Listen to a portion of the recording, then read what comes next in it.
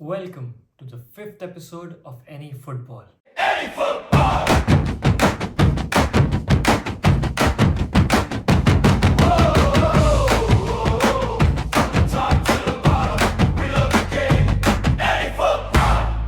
तो हमारा पहला सेक्शन है द वीकेंड मैच एनालिसिस, जिसमें हम बात करेंगे कि इस वीक के चैंपियंस लीग मैचेस ने हमें कौन सी चार वो टीमें दी हैं जो अब खेलेंगी सेमीफाइनल में। तो पहला मैच जो सेमीफाइनल में होगा वो है PSG versus Bayern Munich.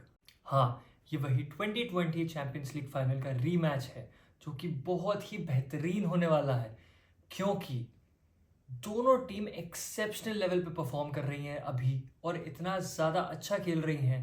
PSG ने डिस्ट्रॉय कर दिया लिवरपूल को और सेमीफाइनल में पहुंच गई, और बायर्न म्यूनिख उनने Champions League kings Real Madrid को 6-4 ऑन एग्रीगेट हराया है और अभी they are in the form of their lives. Bayern Munich have the best front three in the world right now, and this season they have broken the Bundesliga record for the most goals scored by a single team in a single season. ये बहुत ही बड़ा feet है Vincent company और उसकी इस Bayern team के लिए। तो अब देखते हैं कि पीएसजी अपना क्राउन डिफेंड कर पाएंगे या बायर्न उनसे वो क्राउन छीन लेंगे। और जो दूसरा सेमीफाइनल मैच है वो है एथलेटिको मैड्रिड वर्सेस आर्सेनल। सबको लग रहा था कि एथलेटिको मैड्रिड क्वार्टर फाइनल में बार्सिलोना के अगेंस्ट बाहर हो जाएगी, लेकिन नहीं, they fought back and they continue to fight their battle and ended up winning the match. एक स्टेटमेंट विन है एथलेटिको टीम के लिए और डिएगो सिमियोने के लिए, जो पहली बार बार्सिलोना से जीता है कैंप नाउ में। आर्सेनल के लिए ये बहुत अच्छा मौका है कि अपने क्वाड्रपल ड्रीम ओह सॉरी, मैं भूल गया। आर्सेनल के लिए ये बहुत ही अच्छा मौका है कि वो अपने डबल ड्रीम को अलाइव रखें और प्रीमियर लीग और चैंपियंस लीग का डबल जीतें, क्योंकि उनका क्वाड्रपल ड्रीम उनकी हर ड्रीम की तरह बॉटल हो चुका है। लेकिन क्वार्टर फाइनल में आर्सेनल स्पोर्टिंग के अगेंस्ट स्टटर कर गए और 1-0 बेयरली जीते हैं। तो they really need to work out on what is going wrong for them. Atletico Madrid के पास यही मौका है इस सीजन एक सिल्वरवेयर उठाने का, और अगर वो आर्सेनल के अगेंस्ट बाहर होते हैं तो उनका सिल्वरवेयर का मौका इस सीजन के लिए सिर्फ बचेगा कोपा डेल रे फाइनल में, जो है इस वीकेंड, जिसकी हम बात करेंगे थोड़ी देर बाद। Now you have your top 4, figure out your priority and support the club you love.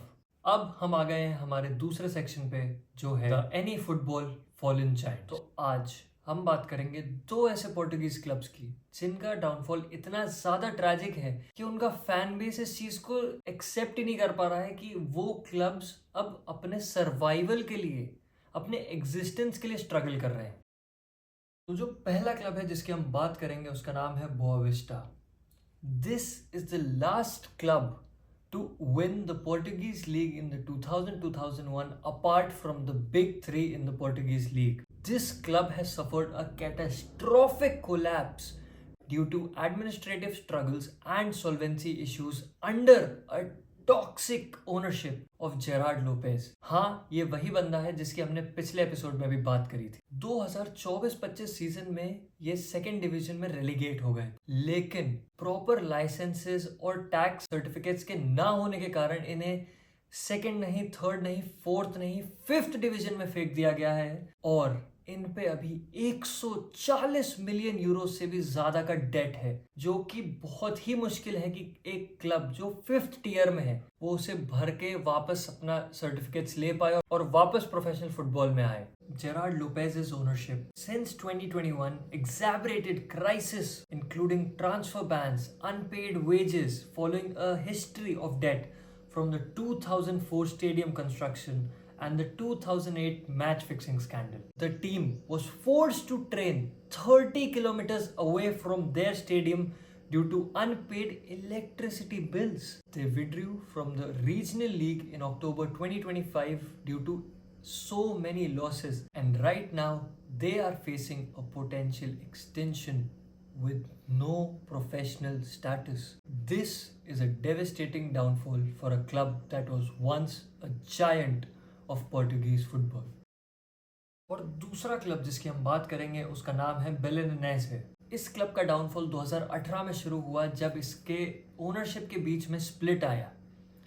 इस क्लब के दो हिस्से हो गए, जो ओरिजिनल था उसका नाम था CFOS बेलेनेसे, और दूसरा बेलेनेसे SAD, जिसको अब बोला जाता है BSAD। तो जो CFOS बेलेनेसे है उसको रेलीगेट कर दिया गया रीजनल लीग में, और उसके बाद वो रीजनल लीग से वापस आते गए और इस साल थर्ड टियर में खेल रहे हैं।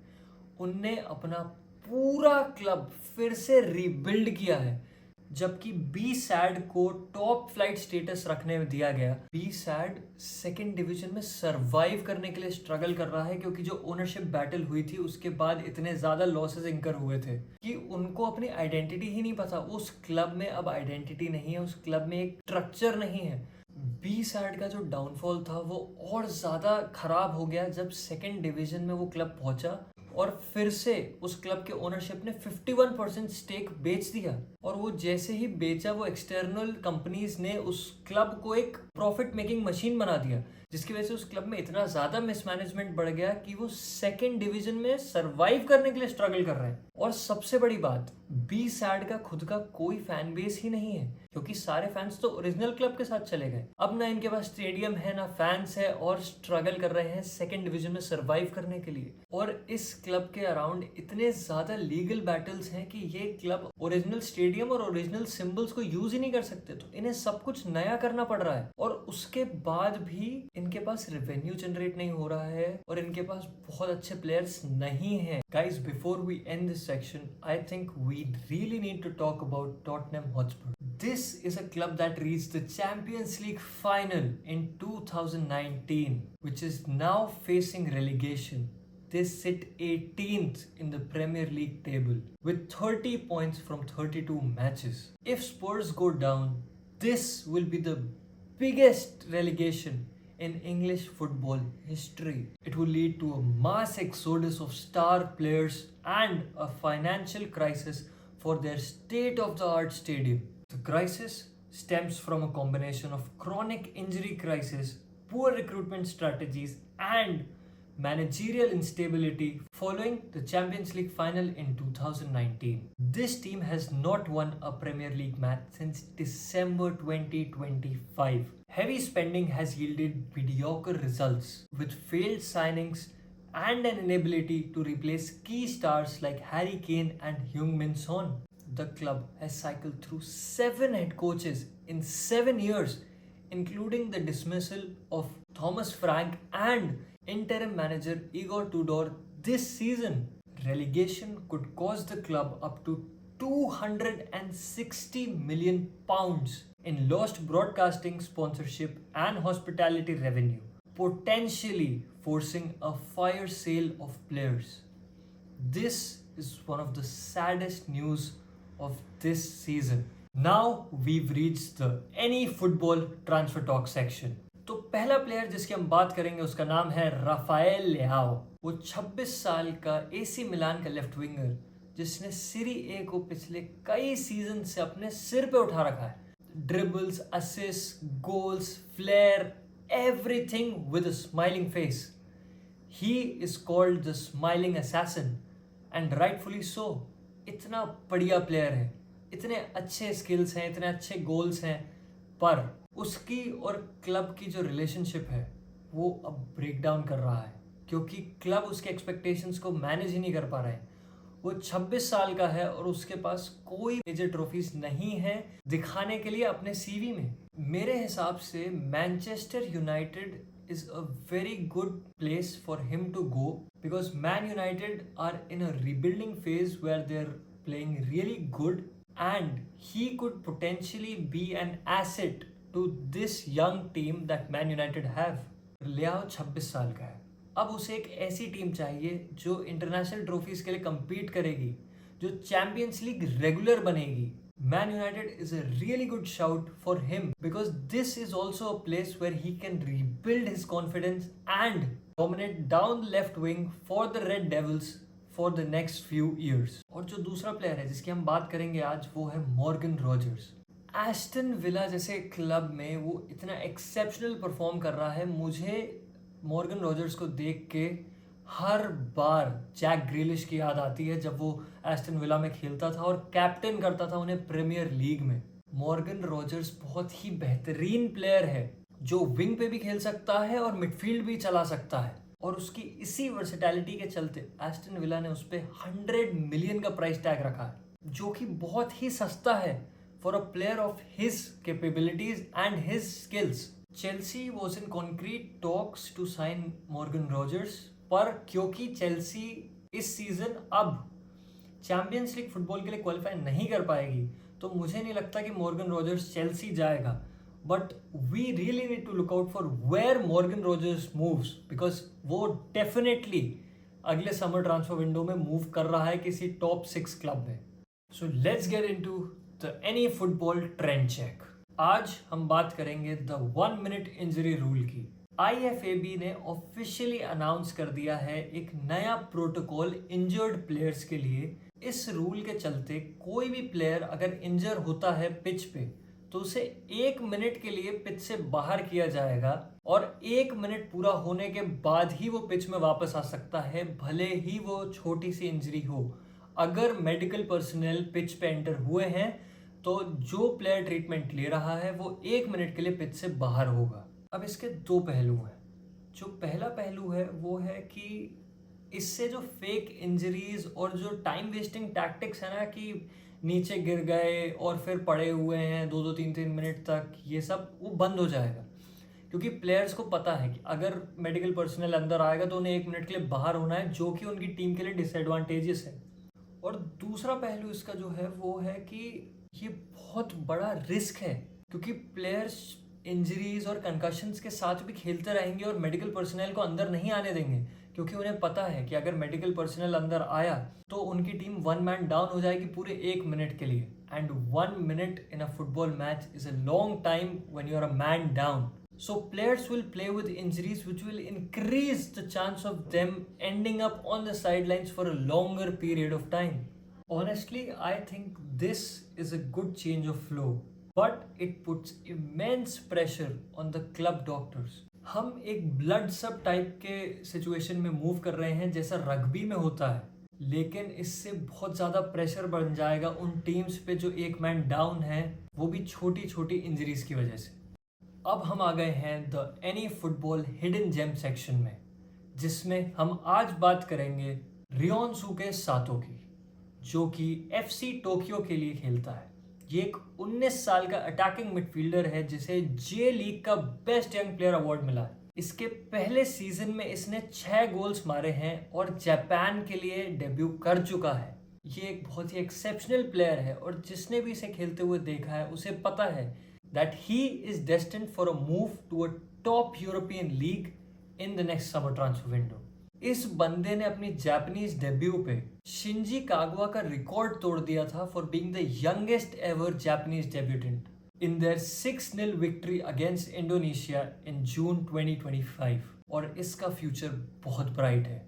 सो we really need to look out for this guy. अब मैं तुम्हें बताऊंगा कि तुम्हें इस वीक कौन से मैचेस जरूर देखने हैं। तो पहला match is the blockbuster, the talk of the week, Man City versus Arsenal in the Premier League title challenge. Arsenal last week अपना मैच हार गए थे बॉर्नमथ से, और सिटी ने चेल्सी को 3-0 हराया और पॉइंट्स को क्लोज किया है आर्सेनल के पास। अगर सिटी आर्सेनल से ये मैच जीतती है तो they will definitely be in contention to win the Premier League। और अगर आर्सेनल ये मैच जीतती है तो उनका कॉन्फिडेंस बढ़ जाएगा, और होपफुली वो अगले बचे हुए मैचेस में बॉटल नहीं करेंगे तो प्रीमियर लीग जीत जाएंगे फिर से कई सालों बाद। बहुत ही बेहतरीन मैच होने वाला है, ना सिर्फ टैक्टिकली, क्योंकि आर्टेटा का अलेजिड हराम बॉल टैक्टिक्स तो रहेगा ही, लेकिन हमें ये नहीं भूलना है कि Arteta is still Pep Guardiola's protege. अगला मैच जो तुम्हें देखना है वो है Atletico Madrid versus Real Sociedad in the Copa del Rey final. ये मैच एथलेटिको के लिए सीजन डिफाइनिंग होगा, क्योंकि अगर एथलेटिको, जो अभी बहुत ही अच्छे मोमेंटम से बार्सिलोना जैसे क्लब को चैंपियंस लीग में हरा के आगे बढ़ गई है, वो इस मैच में आती है और जीतती है, तो वो अपने सीजन की पहली ट्रॉफी ले चुके होंगे, और उसके बाद उनके प्लेयर्स का मोराल बूस्ट हो जाएगा, जिससे जब उनका अगला मैच आर्सेनल से है तो उनके प्लेयर्स बहुत ही अच्छा परफॉर्म करेंगे चैंपियंस लीग सेमीफाइनल में. And for real Sociedad this is the only opportunity of silverware this season. So both clubs are going to give their all for this title. Sporting CP versus Benfica, जो कि है derby दे लिस्बोन. ये match title defining तो नहीं है, लेकिन बहुत ही exciting match होने वाला है, क्योंकि दोनों टीम्स टॉप 3 के लिए compete कर रही हैं और चैंपियंस लीग फुटबॉल के लिए क्वालिफाई करना चाहती हैं. जो चौथा मैच है जो तुम्हें इस हफ्ते देखना है वो है सांतोस वर्सेस फुलमेनेसे. ये एक क्लासिक ब्राजीलियन क्लैश है ऑफ जायंट्स, पर तुम्हें ये मैच इसलिए देखना है ताकि तुम देखो कि Neymar is back to the beast he was, और कैसे वो परफॉर्म कर रहा है और कैसे वो कार्लो एंचेलोटी को दिखा रहा है कि he is ready to be called back to the Brazilian national team for the World Cup. इसके अलावा इस वीक 2-3 मैचेस और हैं जो तुम देख सकते हो, जो कि बहुत ही बड़े क्लैशेस हैं, जैसे कि Napoli versus Lazio, Roma versus Atalanta और चेल्सी वर्सेस मैनचेस्टर यूनाइटेड. तो इसी के साथ हम आ गए हैं तुम्हारे फेवरेट सेक्शन में, जो है the any football fan zone. पिछले वीक का आंसर था James Miller 9 assist in the 2017-18 season. अब आज का question. Two wingers are tied for the most assists this season with 8 assists each. One plays for Bayern Munich and the other plays for Real Madrid. Tell me down in the comments who you think these players are. तो दोस्तों, इसी के साथ episode 5 हुआ खत्म. The road to the UCL final is set and the Premier League title is on the line this weekend. Hit that subscribe button, follow me on Instagram, and as always, keep that ball rolling.